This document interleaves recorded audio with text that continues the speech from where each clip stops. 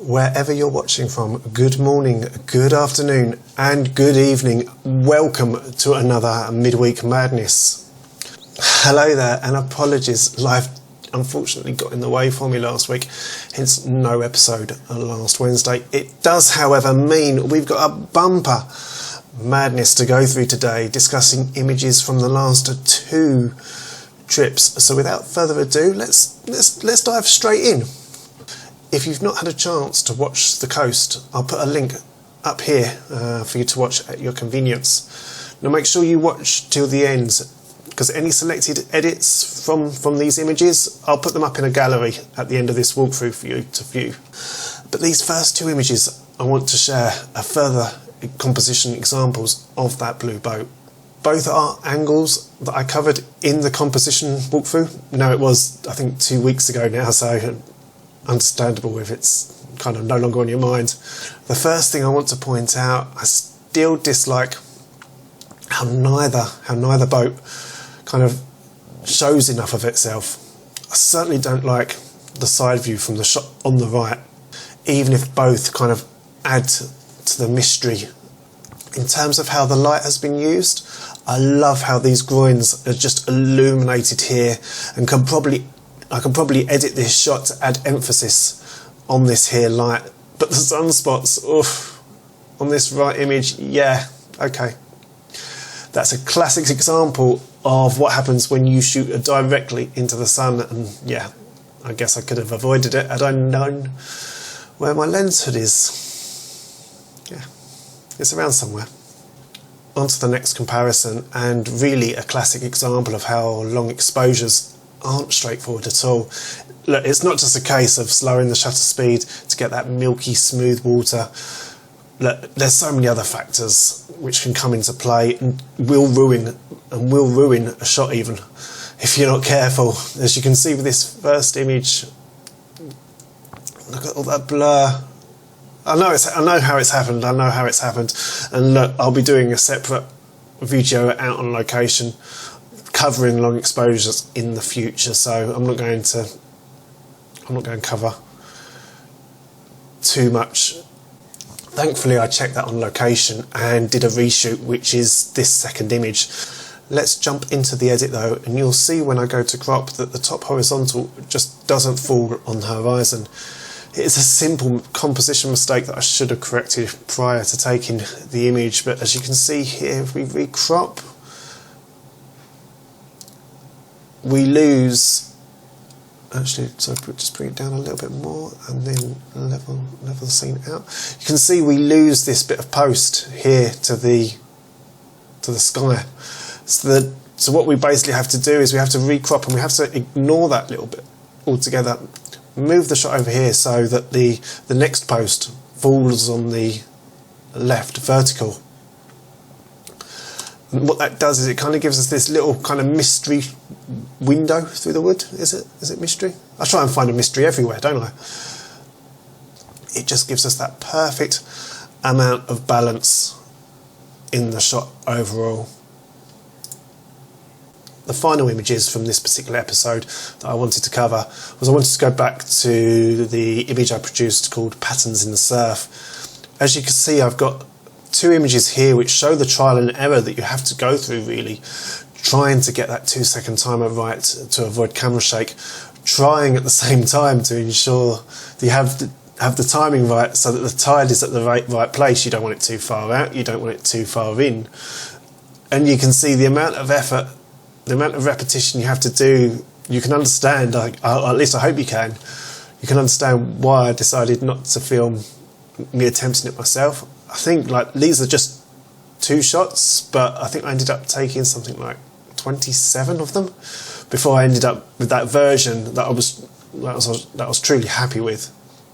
It's another example of how complicated a long exposure can be, really.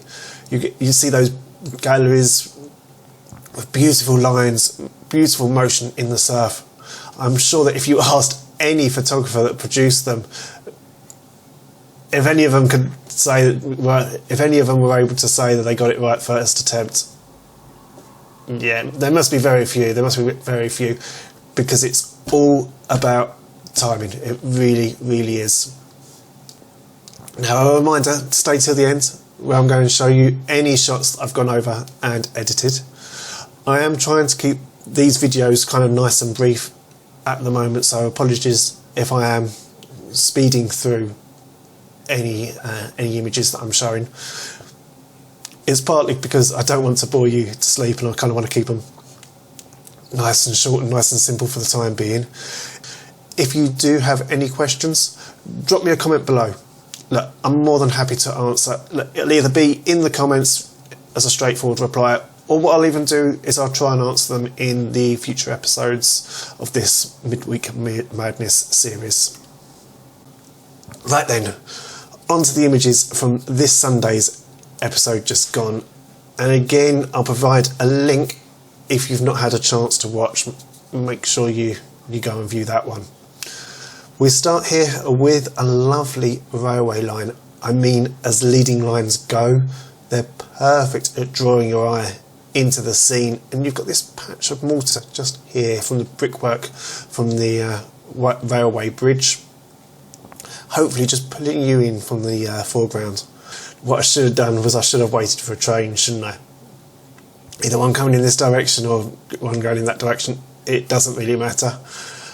Gone for a nice high shutter speed. As you can see, I'm already at 1/250th of a second.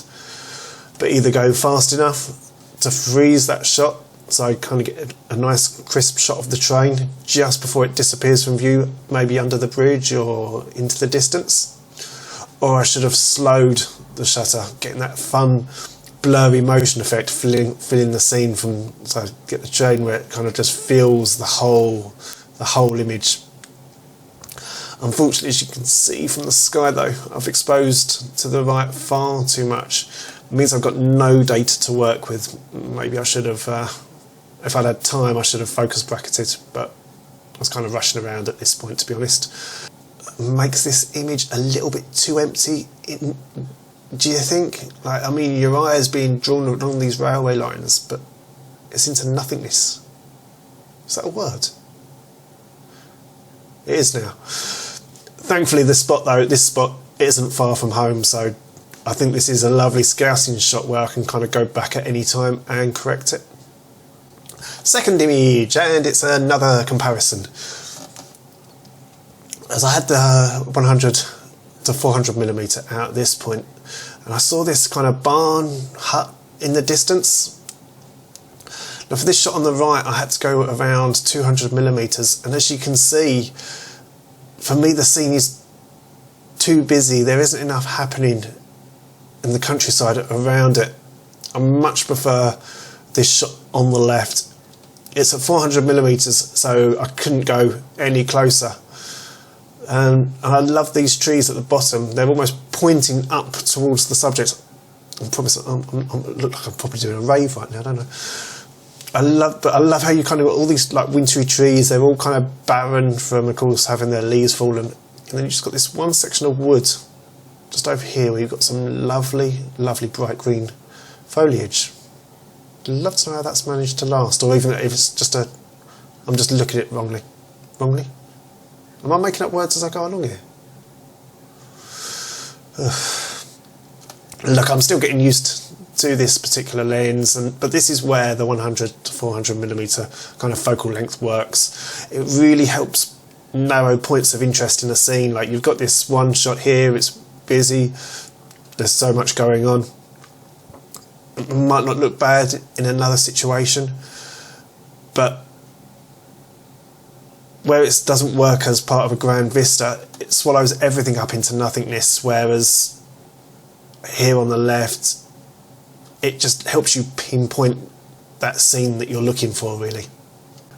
Final shot from today, and this came from an opportunity that I really, really didn't expect. Look, I had so much fun doing it, and hopefully come April, May time, I'll actually be able to explain a little bit more in a future video. But just love the mud, the grit, the dirt. It's a beautiful, moody atmosphere, one that I really do love. You've just got a little bit of cloud. I probably exposed again a little bit too far to the right. I don't have enough detail, pulling through in the sky. But I just love how this kind of path almost pulls you into the countryside, and then as it goes around to the right, it of course disappears. I mean, I almost want to kind of try and look around that corner just to see what's there, but of course I can't, can I? Because it's on my screen and it's a 2D shot. So Neil, stop being an idiot. Yeah, good, there's a good lad. So that is your Midweek Madness done and dusted. Thank you ever so much for watching. As always, I had so much fun putting this video together. Don't forget to tune in on Sunday at 10 AM. That's 10 AM UK time for my latest adventure outdoors. For now though, I've made you wait long enough, provided you've not skipped to this point of the video. Yeah? Roll the gallery. Bye for now.